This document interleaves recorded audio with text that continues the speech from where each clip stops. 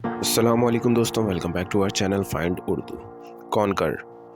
Conquer का मतलब होता है मुत्तफ़िक होना या राज़ी होना। कॉन्कर का मतलब है किसी बात या फ़ैसले से मुत्तफ़िक होना या उससे राज़ी होना।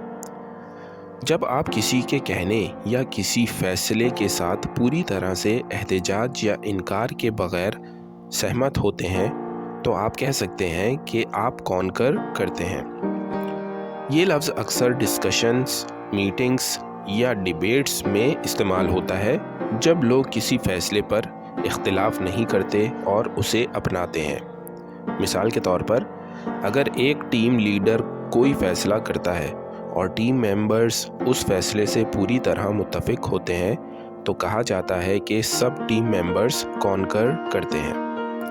आई conquer with opinion on the matter. मैं इस मामले पर अपनी राय से मुत्तफ़िक हूँ। तो दोस्तों, कॉन्कर का मतलब है किसी बात या फ़ैसले से मुत्तफ़िक होना या राज़ी होना। ये लफ्ज़ अक्सर उन हालात में इस्तेमाल होता है जब आप किसी फ़ैसले या राय को सहमत होकर अपनाते हैं।